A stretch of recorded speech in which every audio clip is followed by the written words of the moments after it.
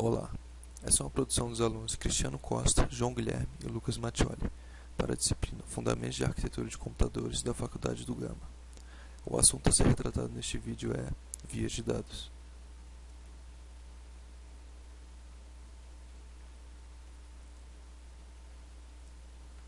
Ao final desse vídeo, você será capaz de compreender o conceito de uma via de dados e um pouco sobre seu funcionamento. Nossa agenda é composta por introdução, componentes, funcionamento, um pequeno exemplo e referências. Como o próprio nome sugere, via de dados é uma parte do CPU onde os dados são manipulados. Basicamente, ela é formada por um banco de registradores e uma unidade lógica aritmética, também conhecido como ULA. Um banco de registradores é um conjunto de registradores responsáveis por guardar dados processados ou a serem processados. Alguns parâmetros importantes para um banco são quantidade de registradores, seus respectivos nomes ou endereços e seu tamanho, podendo esse variar de 8 a 64 bits.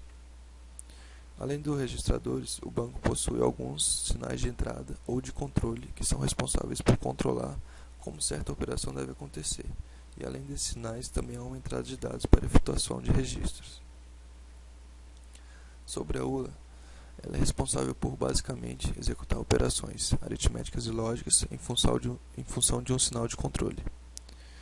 As operações aritméticas nela são basicamente adição e subtração, enquanto na categoria lógica existem operações como AND, OR e NOT.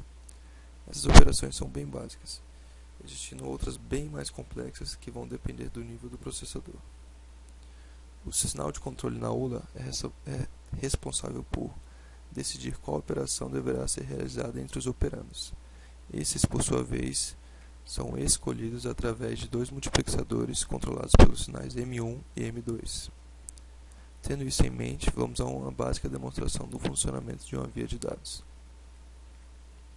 Basicamente, o processo ocorre da seguinte maneira. Dois registros provenientes do banco são enviados às entradas dos multiplexadores, enquanto os sinais M1 e M2 liberam a passagem de dados para a ULA. Paralelamente, o sinal de controle é responsável por selecionar a operação a ser realizada. Então, o resultado é armazenado em um registrador, que pode, por sua vez, ser registrado no banco ou utilizado para outras operações, como mostra o esquema.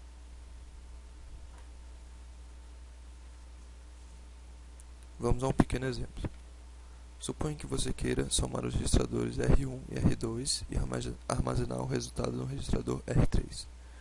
Para isso acontecer, as entradas de endereço do banco devem receber os endereços de R1 e R2, enquanto a entrada do sinal RW, Read and Write, deve receber o parâmetro R, que significa ler,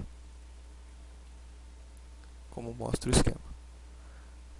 Com isso tudo setado, é necessário definir as entradas M1 e M2 dos multiplexadores para receber os registradores R1 e R2 como entradas da ULA e setar o sinal de controle para a adição. O resultado da operação é armazenado em um registrador, e para que ele seja armazenado em R3, é necessário mudar o sinal RW para W de write e entrar com o endereço de R3 em uma das entradas.